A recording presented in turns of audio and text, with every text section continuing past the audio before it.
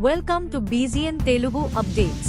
పొట్టి శ్రీరాములు గారి త్యాగాన్ని కనుక మనం ఈ సభలో ప్రజా సంక్షేమం కోసం మాత్రమే చర్చలు జరగాలి. వాదోపవాదాలు హద్దులు దాటకుండా ఉండాలి. వ్యక్తిగత దూషణకి తావివ్వకుండా ఉండాలి. అలా కాకుండా గత ప్రభుత్వం లాగే ఈ సభని తిట్లకి బూతులకి కొట్లాటికి వాడితే ప్రతి నిమిషం పొట్టి శ్రీరాములు గారి బలిదానాన్ని అవమానం చేసినట్టే.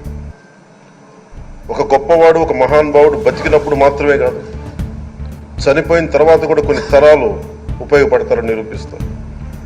అలాంటి కోవకు చెందిన మహానుభావులు ఆంధ్ర రాష్ట్ర సృష్టికర్త, భాషా ప్రయుక్త రాష్ట్రాలకు శ్రీకారం చుట్టిన ద్రష్ట, అమరజీవి శ్రీ పొట్టి శ్రీరాములు గారి స్మృతిలో ఒక విలువలతో కూడిన ఒక సత్సాంప్రదాయాన్ని తెరలేపుతూ మీ ఆధ్వర్యంలో ఈ సభ జరగాలని, ఈ 5 ఏళ్ల ప్రజా ప్రస్థానంలో ఈ విలువైన 5 ఏళ్లు రాబోయే తరానికి గొప్ప భవిష్యత్తునిచ్చేలా, అన్నం పెట్టే రైతుకి, కౌలు చేసుకునే రైతుకి, రైతు కూలీకి అండగా ఉండేలా, మహిళలకి భద్రతతో పాటు ఉన్నత స్థాయికి ఎదిగేలా, ప్రభుత్వ ఉద్యోగులకి భద్రత కల్పించేలా, పశువు పక్షి ప్రకృతి సర్వజనులందరికీ కూడా మతాలకి ప్రాంతాలకి అతీతంగా సుభిక్షంగా అభివృద్ధి పదంలో ఆంధ్రప్రదేశ్, ఆంధ్ర రాజ్యం అద్భుతమైన ప్రగతి సాధించేలా